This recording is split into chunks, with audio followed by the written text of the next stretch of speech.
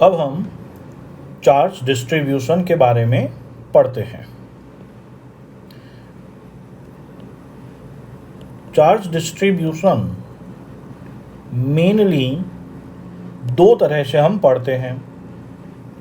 अगर कोई सिस्टम मतलब चार्ज वह रखता है तो वो दो तरह से चार्ज रख सकता है। या तो सिस्टम में चार्ज का डिस्क्रीट डिस्ट्रीब्यूशन होगा या फिर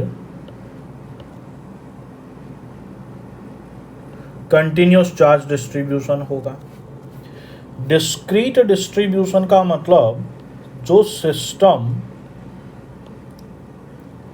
made up of point charges, उसे हम डिस्क्रीट चार्ज डिस्ट्रीब्यूशन कहते हैं। अब कंटिन्यूस चार्ज डिस्ट्रीब्यूशन भी, इसको अब अलग अलग तरह से डिफाइन कर सकते हैं।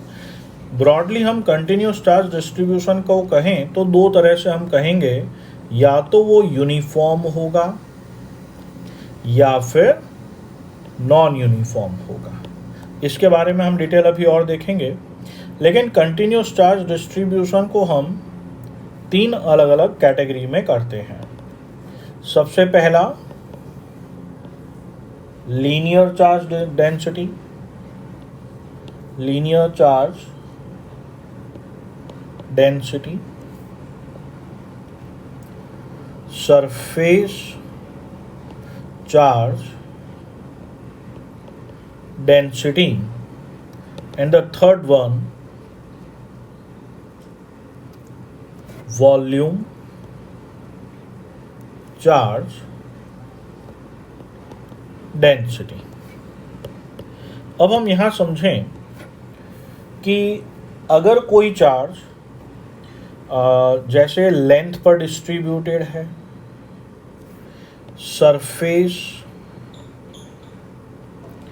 एरिया पर डिस्ट्रीब्यूटेड है या वॉल्यूम में डिस्ट्रीब्यूटेड है,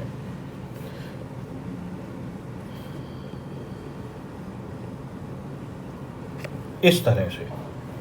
तो अगर कोई चार्ज जैसे capital Q charge L length पर है, कैपिटल क्यू चार्ज ए एरिया पर है और capital Q charge V volume में है, तो यहाँ पर हम यूनिटरी मेथड से समझने की कोशिश करें तो एल लेंथ पे चार्ज क्यू है तो यूनिट लेंथ पर चार्ज, इसे हम D Q by D L कहेंगे।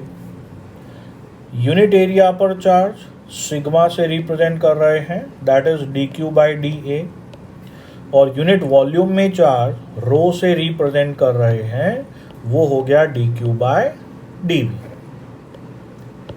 इसके यूनिट्स की बात करें तो ये कूलाम पर मीटर, कूलाम पर मीटर स्क्वायर, और ये हो गया कूलाम पर मीटर क्यूब।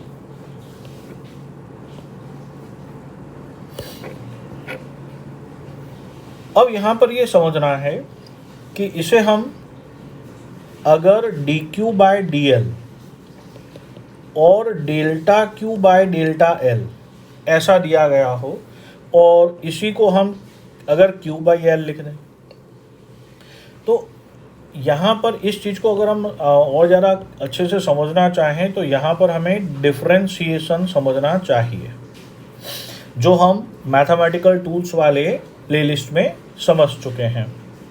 तो अगर बहुत स्मॉल लेंथ पर चार्ज का वैल्यू और गिवन लेंथ पे चार्ज का वैल्यू सेम है, मतलब इंस्टेंटेनियस और एवरेज डिस्ट्रीब्यूशन सेम है, तो इसे हम यूनिफॉर्म चार्ज डिस्ट्रीब्यूशन कहेंगे। इसी तरह से यहाँ पे D Q by D A और delta Q by delta A वो हम अब समझ सकते हैं।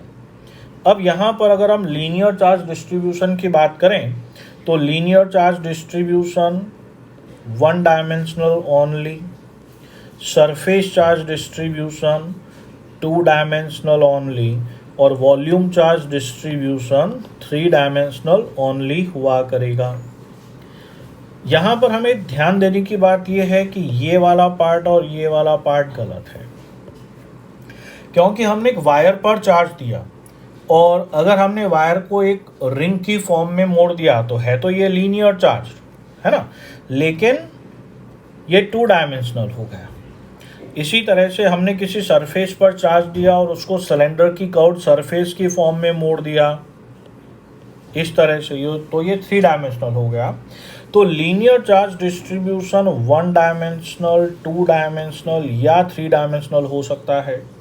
सरफेस चार्ज डिस्ट्रीब्यूशन 2 डायमेंशनल और 3 डायमेंशनल हो सकता है, लेकिन